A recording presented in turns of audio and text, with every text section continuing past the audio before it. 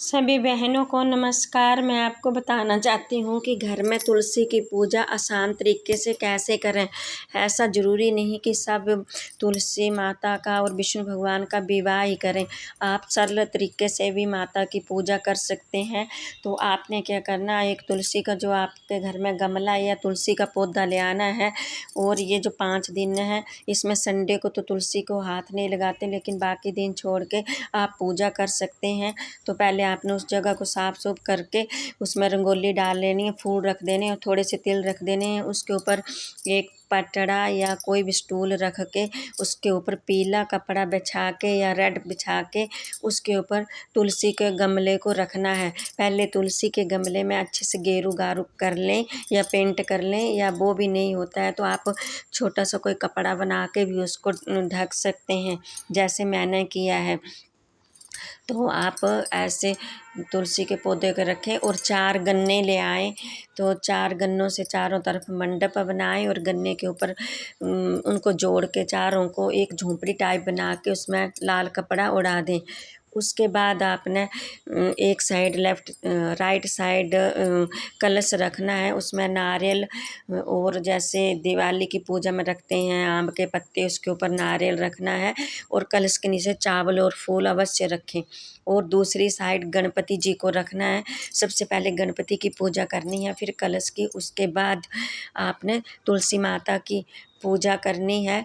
और आपने पूजा में 2 हार बना लेने फूलों के, जिससे एक हार तुलसी माता से टच करके साइड में एक गमले में एक ब्लैक कलर का पत्थर ले आएँ। उसको आप विष्णु भगवान का रूप मान के, विष्णु भगवान के रूप में शालिग्राम को मानकर उनको भी बैठा दें मंडप के अंदर। और जो हार बनाए होते हैं वो तुलसी माता से टच करके शालिग्राम भगवान को पहना दें और दूसरा शालिग्राम से टच करके तुलसी माता को पहना दें।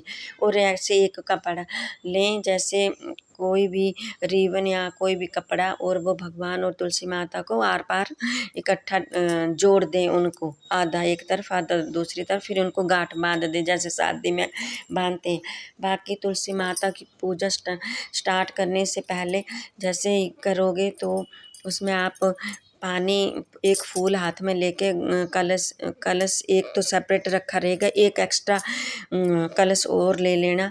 उसमें से आप माता रानी के चरण धुलाएं भगवान के। उसके बाद रोली कुमकुम जो हल्दी है वो लगाएं दोनों को।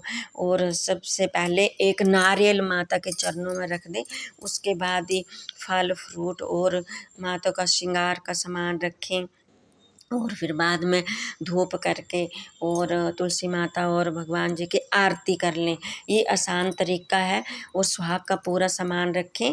बाकी तो पूजा तो बहुत लंबी होती है, लेकिन वो जो मतलब साधु संत होते हैं या कोई महात्मा, वो तो प्रॉपर तरीके से करते हैं। लेकिन हम घर में रह के गृहस्थ में पूरे परिवार को देख के अगर हम थोड़ी सी भी पूजा ऐसे कर लें माता रानी की, तो माता रानी खुश होती है, क्योंकि हम परिवार को भी देखते हैं। और भगवान तो हमेशा भक्तों का भला ही चाहते हैं। इसमें कोई टेंशन नहीं लेने की। पूजा में कोई कमी रहेगी तो माफ़ी ज़रूर मांग लेना।